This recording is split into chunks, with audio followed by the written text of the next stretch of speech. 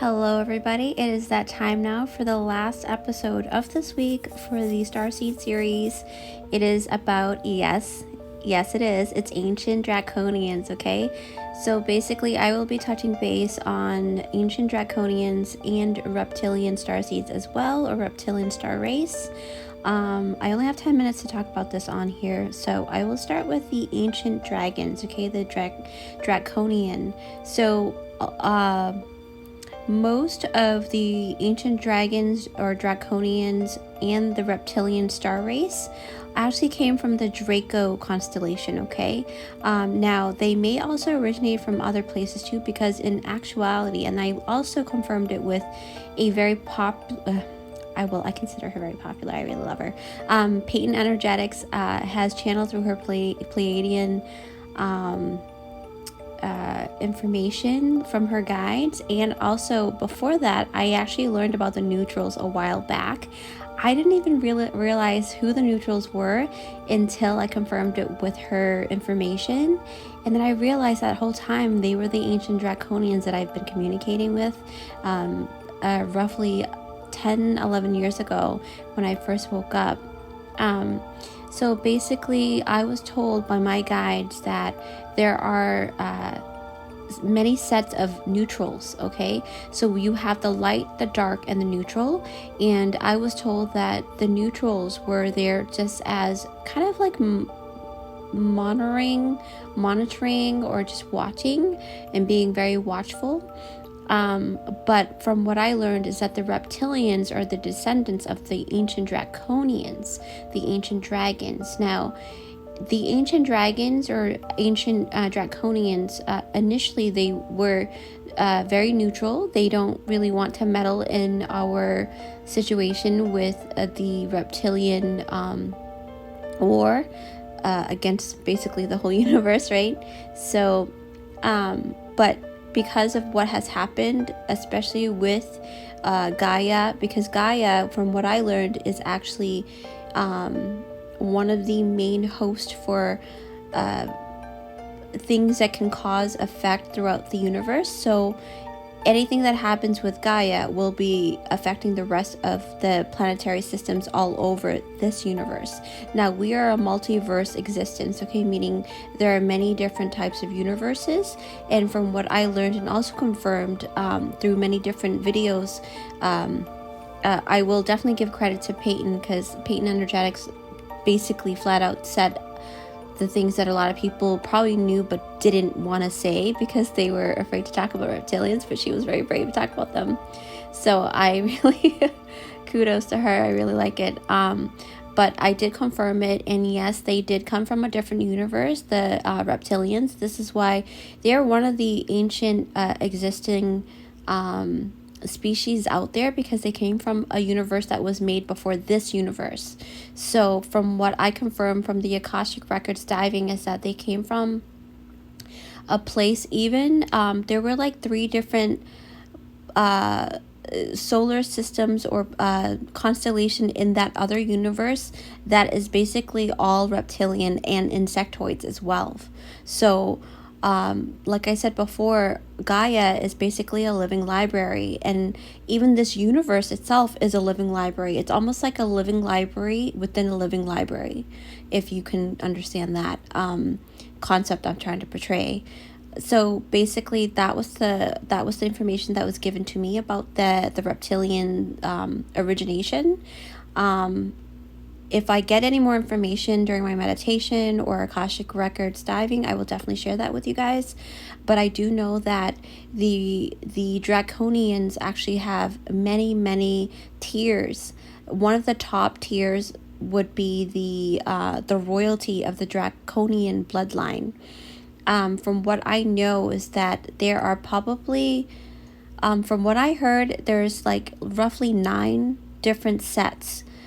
And I think this is coming from a different universe. And as I speak this, I'm getting goosebumps because I feel like what I saw was real. So what I noticed also is that the reptilians are, especially the ones that look kind of alligator looking, or like the lizard looking, they are considered the warrior reptilians, okay? So with the royalty and the Draconians, the ancient Draconians, are actually a royalty bloodline, and they are more of like the dragons. You know how like you see, even in the eastern parts of the world, like Asia and things like that, and also even here in the Americas, we have different types of dragons, right? That's because they come from there are many different species, like the 9 different types of Draconians bloodline, and there are many different royalties. So there are lots of, there must be, I know they're probably listening to me and probably like, shut up, Chai. But I was asked to do this by the divine, and I have, you know, oh, sorry, something's on my lips. I have the opportunity to do this, so I want to do this right now while I have the time, because I will be very, very busy coming soon, because it's summertime and I will be working a couple of jobs. So yeah, and literally I feel like from what I learned is that the because of the ascension with this planet and this dimension as well, a lot of the Draconians, the ancient dragons, are now choosing to be part of the ascension process. So they have been regulating and also making sure that their descendants, the reptilians, are not wreaking any more havoc, more than they've already done. And also there is actually, from what I learned, is that the souls of the reptilians that have really decided to go with Ascension, because from what I also learned is that a lot of reptilians have really had it with like the negative aspect of their bloodline, so they are actually changing over to light and working with the divine, moving the ascension process forward. They have been holding back on ascending themselves, because from what I learned, not only just from Peyton Energetics channel and just through research and Akashic record diving and other websites too. One really good one is called spiritualunite.com. That's a really good one to read out on the Draconians as well. But many other ones from like a decade ago. So I don't know if those websites are still there. I don't even remember them really. I just remember reading about them and stuff and learning and diving deeper with my ascension process work within my body. And I do Akashic record diving. So I know that the reptilians, there are plenty of reptilians out there that have chosen to incarnate here as a draconian starseed / reptilian starseed in order to change and make a way for them to ascend in a positive way now. But that's not to say, I'm still going to say that always be discerning when it comes to their race, because they are known to be shapeshifters, or tricksters as well. So they like to use love as something to really manipulate the energy around them. Especially with people that are very heart-based. So just keep that in mind. Obviously, we will always trust. It's kind of like, negative people here on this planet, right? Even with humans, yes, you can go through a rehabilitation, but there is a process and timing to kind of showcase and prove yourself that you have turned over a new leaf, right? It's the same concept. So always keep that in mind. Be very discerning when you're dealing with any Draconians or Reptilians, okay? But I want to give love to those Draconians and Reptilians that have chosen light, because they are also helping with the ascension process, and I feel like they don't get enough credit for that. Some Draconians and Reptilians didn't do the deed themselves, but yet they get the bad rep because they are, it's just by association, right? Within their reputation with the warrior Draconians that are not of the good, right? Or not of the light.